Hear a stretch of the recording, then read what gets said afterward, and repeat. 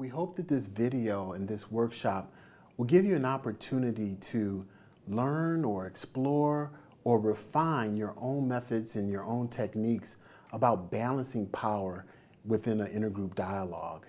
It's an opportunity for us to learn and to think about techniques for facilitators in balancing power and to share with our participants as they deal with the issues of dominant narrative and power asymmetry in a dialogue using skills of inquiry and counter-narrative and empathy.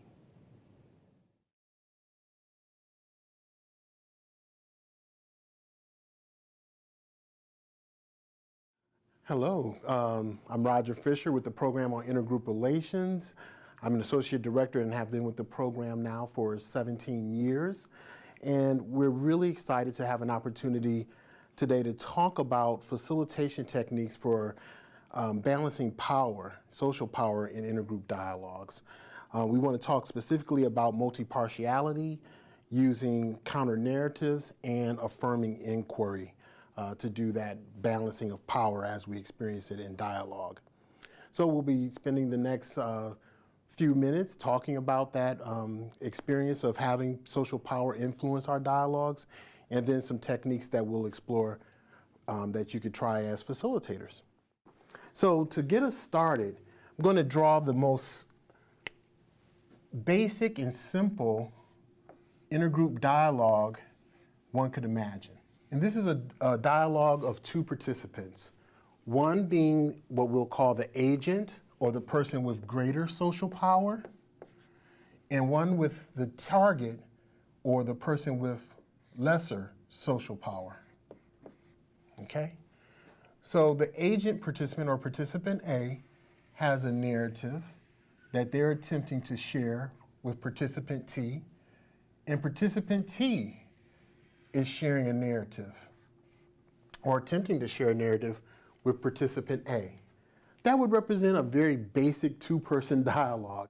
Now, if all we did was attend to what we see here in this sort of diagram of a dialogue, we would be missing about half of what's actually happening in this dynamic if this was in fact an intergroup dialogue. Because there's actually a third participant which is invisible. This participant will draw here, and it's actually an invisible participant. It is the dominant or meta or grand, depending on whether or not you're a postmodern theorist or a social cultural anthropology major, or a master narrative. Okay? All means the same thing. It's sort of the mythology and the cultural lens that people group develop over time to help them make sense of their common experience, whether those are historical experiences or current experiences, even the way they think about the future. The mythology that helps them make sense of that and to interpret what is their shared experience, that becomes a mythology that becomes dominant. So in the United States, you could think about meritocracy, right? Meritocracy is a grand narrative in the United States that hard work achieves results in an equitable fashion. That's a very powerful narrative in our society. Or rugged individualism, another very powerful narrative in our society, right? It helps us understand and make sense of what we have commonly experienced. So this dominant meta grand master narrative is the result of something that we call hegemony. All hegemony means is the process by which the hegemon of a society, the power to influence, the power to define, the power to exclude, that power creates the narrative. And that hegemony can be militaristic, right? When one nation conquers another nation, the history changes, doesn't it? Because the country that conquered the other country will impose its history on the other nation, right? It could be cultural, it could be economic, but however that hegemony is enforced, it's enforced, and it creates this, okay?